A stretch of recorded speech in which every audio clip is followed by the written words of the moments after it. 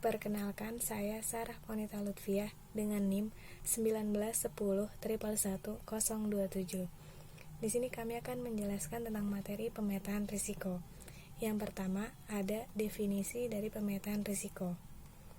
Menurut Muslik, pemetaan risiko adalah suatu proses di mana berbagai unit usaha, fungsional organisasi, atau arus proses transaksi yang dipetakan berdasarkan tipe risiko. Yang kedua, menurut Scandizo, pemetaan risiko adalah tahapan dalam menggambarkan risiko operasional atau suatu rumusan untuk mengidentifikasikan risiko operasional dan berbagai dimensi. Jadi, pemetaan risiko adalah suatu tahapan dalam menggambarkan risiko untuk menetapkan prioritas berdasarkan kepentingan sebuah perusahaan.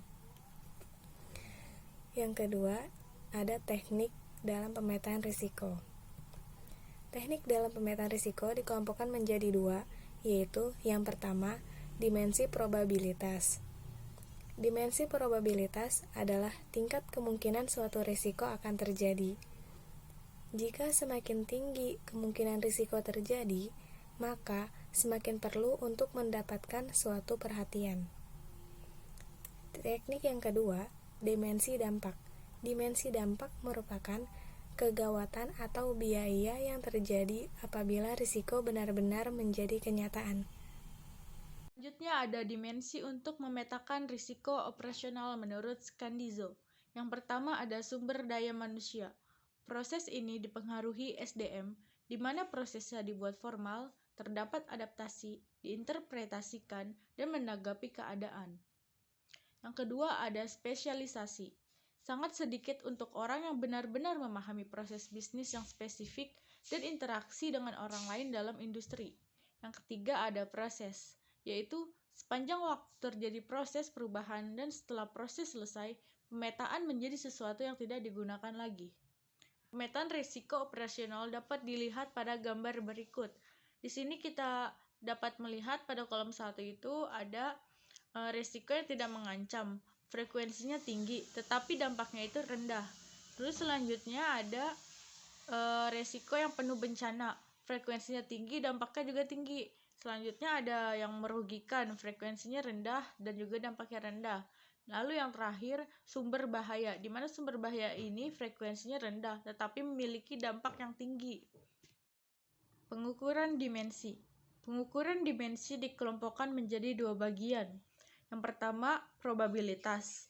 Pengukuran probabilitas bersumber pada dua jenis data, yaitu data historis dan data prediksi. Yang kedua, ada dampak. Dimensi dampak dibagi menjadi 3 tingkat, yaitu tinggi, sedang, dan rendah. Matriks antara kedua dimensi menghasilkan 4 kuadran utama, yaitu kuadran 1 sampai kuadran 4. Di mana kita dapat melihat dari kuadran 1 ini risikonya itu mengancam, mencapai tujuan perusahaan. Yang kedua itu risiko berbahaya yang jarang terjadi. Yang ketiga, risiko yang terjadi secara rutin. Dan yang keempat, risiko yang tidak berbahaya. Jadi diurutkan dari yang risiko pertama itu yang sangat mengancam tujuan perusahaan sampai yang keempat itu yang risikonya tidak berbahaya. Yang keempat itu ada kuantifikasi risiko. Ada dua cara yang dapat dilakukan perusahaan dalam pengukuran dua dimensi yang berbeda ke dalam satu peta risiko, yaitu sebagai berikut. Yang pertama, ada nilai probabilitas dan dampak yang akan ditransfer ke dalam suatu skala rentang dari angka 1 sampai dengan 10. Yang kedua, menetapkan skala probabilitas dan dampak untuk sektor risikonya. Nah, selanjutnya itu ada contoh kasus. Persaingan usaha jasa atau industri konstruksi pada era globalisasi ini sangat ketat. Di samping akibat hadirnya kontraktor asing ke dalam pasar domestik, juga adanya tuntunan transparansi sebagai ciri dari globalisasi yang akan menguat. Untuk masuk ke pasar globalisasi sendiri tidak dapat asal masuk, namun yang terpenting adalah adanya perubahan cara pola berpikir, yaitu cara berpikir lokal menjadi cara berpikir global. Nah, industri jasa konstruksi ini merupakan sektor industri yang memiliki risiko kecelakaan kerja yang cukup tinggi. Berbagai penyebab utama kecelakaan kerja pada proyek konstruksi berhubungan dengan karakteristik proyek konstruksi itu sendiri yang bersifat unik. Lokasi kerja berbeda, terbuka dan dipengaruhi cuaca. Waktu pelaksanaan yang terbatas, dinamis dan menuntut ketahanan fisik yang tinggi, serta banyak menggunakan tenaga kerja yang tidak terlatih.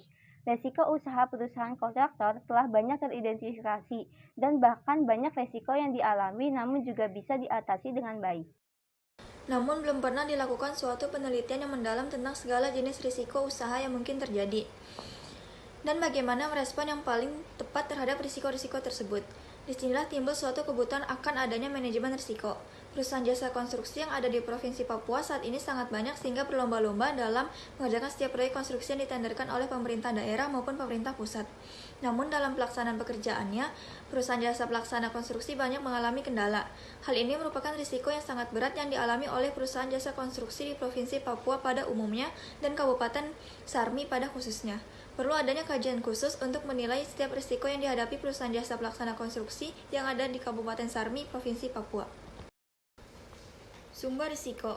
Sumber risiko berdasarkan kasus di atas termasuk dalam risiko eksternal yaitu pesaing.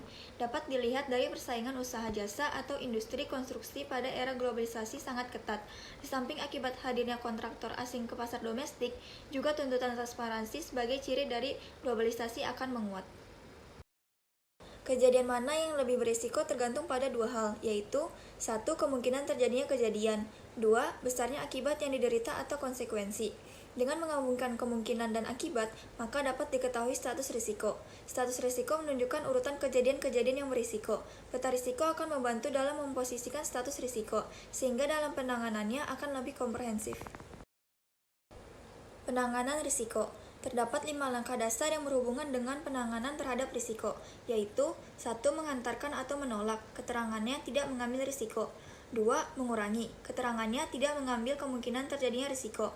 Ketiga, mendanai atau menerima, keterangannya mendanai risiko apabila terjadi. Keempat, menanggulangi, keterangannya meminimalkan akibat dari risiko. Kelima, mengalihkan, keterangannya mengalihkan risiko ke pihak lain.